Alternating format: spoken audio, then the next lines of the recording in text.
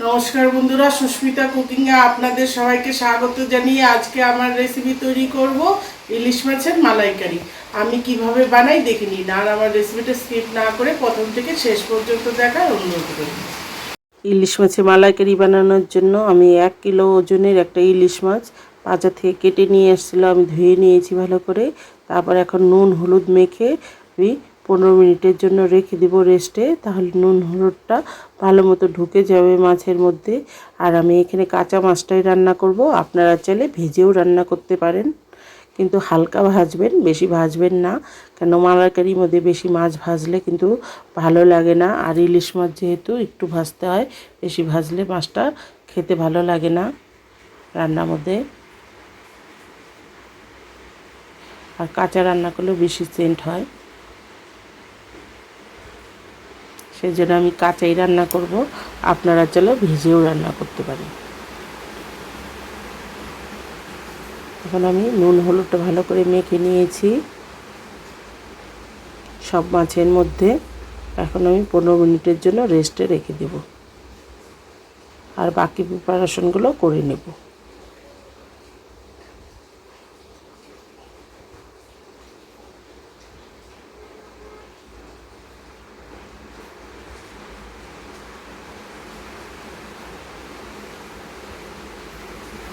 আর এদিকে আমি হাফ বাটির মতো গরম জল করে নিয়েছি, আর হাফ মালা নারকেল আমি কুড়িয়ে নিয়েছি। এখন নারকেলটাকে আমি গরম জলের মধ্যে ভিজিয়ে রাখবো, তাহলেই নারকেলের দুধ বেরিয়ে যাবে।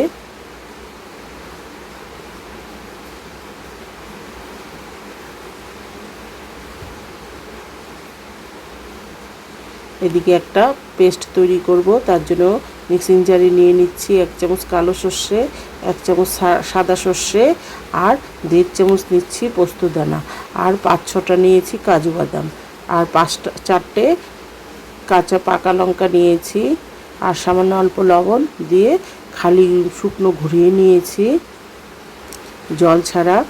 এখন আমি জল দিয়ে ভালো করে পেস্ট করে নেব।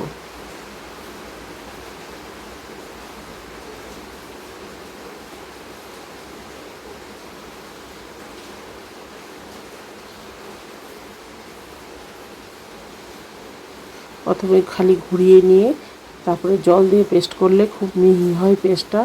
দেখুন কতটা মিহি হয়েছে।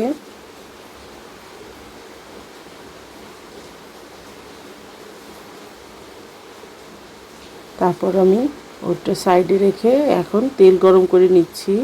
আমি সর্ষের তেলেই রান্নাটা করব। তেলটা আমার গরম হয়ে গেছে। এখন গ্যাসটা কমিয়ে আমি রান্নাটা করব মিডিয়াম আঁচেই, লো টু মিডিয়ামে রেখে। তার আগে আমি একটু লবণ দিয়ে দিচ্ছি তেলের মধ্যে, তাহলে মশলাটা দিলে ছিটকাবে কম। দেখুন মশলাটা দিয়ে দিয়েছি। আমি একটু নাড়াচাড়া করে সামান্য অল্প মিক্সিং জার ধুয়ে জল দিয়ে দিচ্ছি। আর কালারের জন্য দিয়ে দিচ্ছি হলুদের গুঁড়ো, আর দিচ্ছি হাফ চামচের মতো জিরের গুঁড়ো, আর দিচ্ছি হাফ চামচের মতো কাশ্মীরি লঙ্কার গুঁড়ো।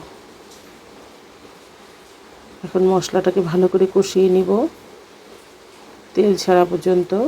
আর গ্যাসের ফ্লেমটা কিন্তু লো টু মিডিয়ামেই থাকবে, বেশি হাই ফ্লেমে কষাবেন না, তাহলে মশলাটা কিন্তু লেগে যেতে পারে। যেহেতু এখানে কাজু বাদাম আছে, সেই জন্য বুঝে মশলাটাকে কষাবেন।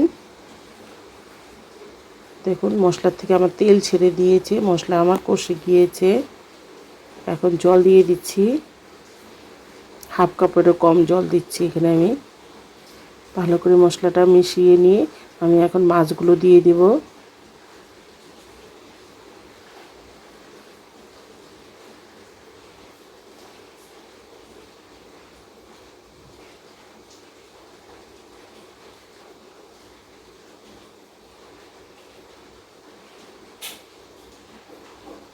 মাছগুলো দিয়ে আমি 5 মিনিটের মতো ভাপিয়ে নেব।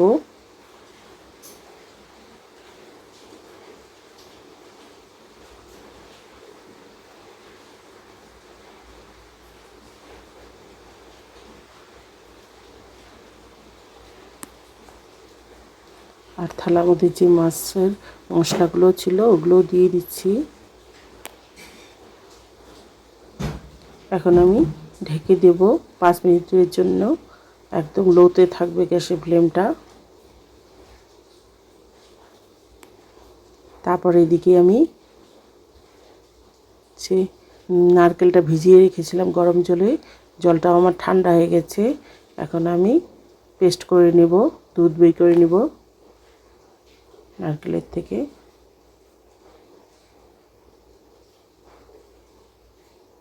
অল্প সামান্য ঘুরিয়ে নিলেই, তারপর ছেঁকে নিলেই দুধ বেরিয়ে যাবে।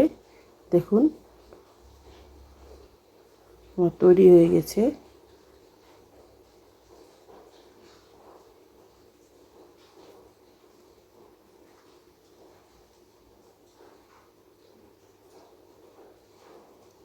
আর যেই নারকেলগুলো আছে এগুলো ফেলে না দিয়ে আপনারা চাইলে অন্য কিছুর মধ্যে ব্যবহার করতে পারেন।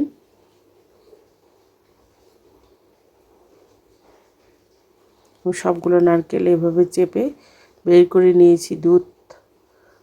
আর এদিকে আমার 5 মিনিট হয়ে গেছে, মাছগুলোও সিদ্ধ হয়ে গেছে। তারপরে এই নারকেলের দুধটা দিয়ে দিচ্ছি। আর মাছ কিন্তু খুব নাড়াচাড়া করবেন না, হালকাভাবে একটু নাড়াচাড়া করে দেবেন। তার আগে আমি দিয়ে দিয়েছি 5টা কাঁচা লঙ্কা।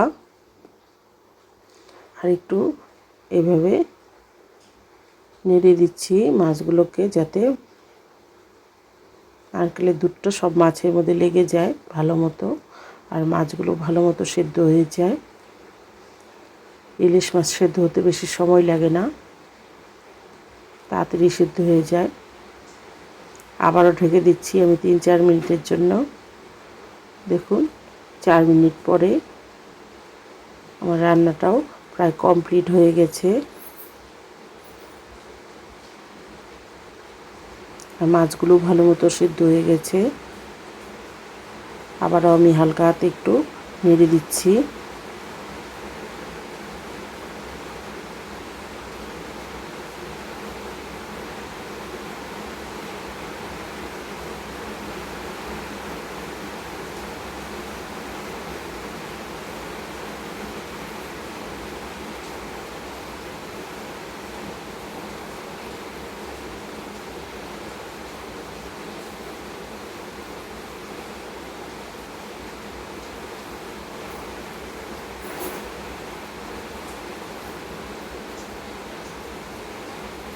তারপরে আমি আরও 1 মিনিট ফুটিয়ে এখন গ্যাসটা বন্ধ করে দেব।